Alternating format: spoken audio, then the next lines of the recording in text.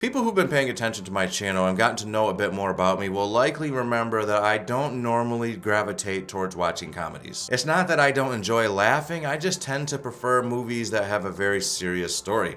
That's what I like. But The Roses manages to have a blend of comedy and drama that blends so perfectly and was oh so fun to behold. So without further ado, let's discuss The Roses.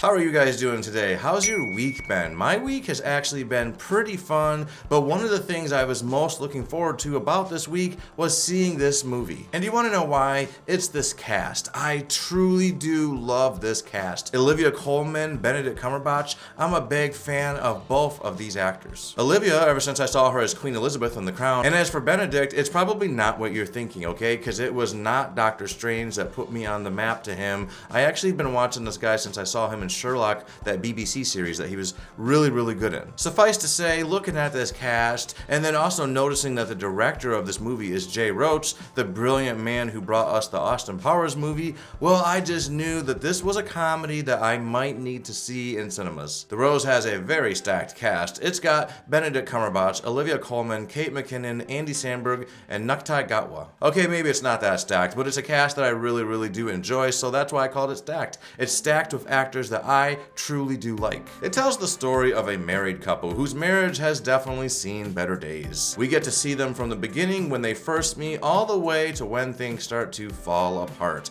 Now you might think a movie about a marriage going sour does not really sound that funny, right? It's kind of a dark subject, but this movie manages to bring the humor in it, and that's all due to the brilliant writing and these really exceptional performances. Benedict Cumberbatch and Olivia Colman both have fantastic chemistry in this movie. These two really do sell each other quite well as being married. You can see this really strong growing resentment that the two of them have for each other, but you can also see the undertones of the fact that they were once madly in love, which I think is something that's going to hit hard to a lot of people, right? Because if you're not married, you might not know this, but marriage is not a cakewalk. It's a bunch of up and downs. There's highs and lows. It's not always smooth, and it's not realistic to think that you're going to find anybody in life that you're never going to have a disagreement with. And that is definitely true when you're married. It's just part of the plan. But that does not mean that the love is not still rock solid and very authentic. You can have arguments with your spouse, and it doesn't mean that the bond is not there. So keep that in mind. I found it quite refreshing to see Benedict Cumberbatch in a role and be reminded that he's not just that guy from Doctor Strange. He is a really good actor, and it's roles like these that really make him stand out and remind you why he got as popular as he is. He truly is an exceptional guy, especially in this movie. I really enjoyed his performance. His character is a man who at times feels like his wife is doing far better than he is, and call it toxic masculinity or maybe fragility, but he just wants to be the typical guy. He wants to be the breadwinner. He wants to feel like he matters. He really wants to make an impact on the world, and that's something that I think we can all connect to. Most of us don't want to come into this world and not make any impact. You know, I just think it's important, and that's something that his character really strives for. Olivia Colman is so effortlessly charming, and she's so well-rounded. I couldn't help but think about when she was playing in that Willy Wonka movie with Timothy Chalamet. She played a villain in that movie, and she did a really good job being this cranky old nasty lady that was running this inn and scamming people. And then I look at her in this kind of a movie, and she's got comedy chops, but she still has that charm and that dramatic side that really sells. I just can't get enough of her. When I see her name on the billing for a movie, I'm immediately intrigued, because when I saw her in The Crown, she really did wow me. I am so impressed with this lady. I can't wait to see more of her career.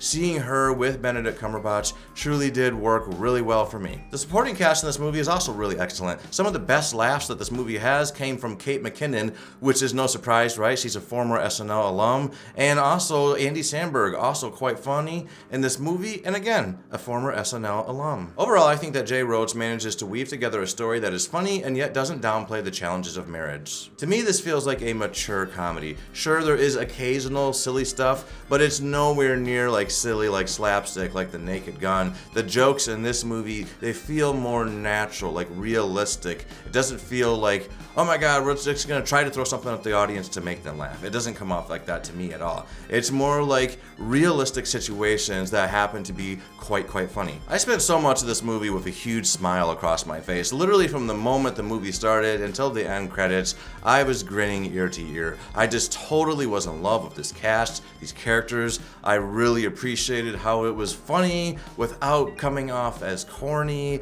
I really did feel for these two characters, and I wanted to see them work out. I really wanted to see some kind of happy ending. I'm not going to tell you what happens because that would be a spoiler. So when you do see this movie, let me know, what did you think of the way this movie ended?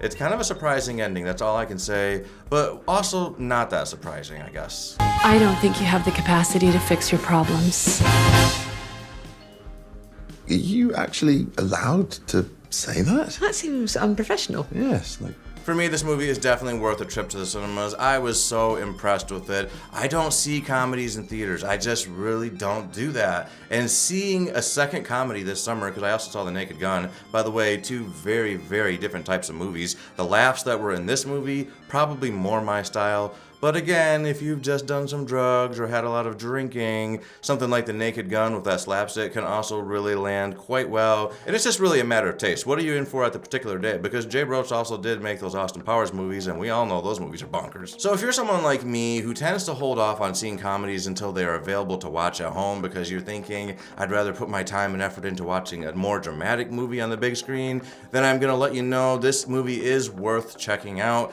You should go see it. I think I don't regret it. I don't regret any part of it. I liked it so much that for me, this movie is like a 9 out of 10, guys. A 9 out of 10, that's my score for this movie. If I were to dock anything, I would have to say that just because the way the time is supposed to lapse in this movie, I was having a slightly hard time getting used to the idea of these characters basically not aging, because the movie does take place over the span of like 10 years, but their faces and everything just doesn't really change. I know it's hard to do, and I don't really want them to fail at doing a de-aging, but it is something that I found to be slightly distracting. Other than that, the cast was excellent. I was laughing nonstop. Well, not nonstop, but I laughed a lot. I laughed plenty that it felt like a worthy comedy. That's my thoughts on this movie. What did you guys think of it yet? If you saw it, please put your thoughts in the comments and let me know. If you liked this video, go ahead and hit the like button. And if you want to hear more things from me, you know what to do. Subscribe to this channel. Later.